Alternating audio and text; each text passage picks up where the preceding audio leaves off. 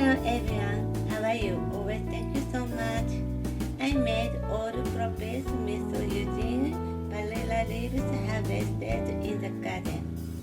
It is delicious when eaten with rice.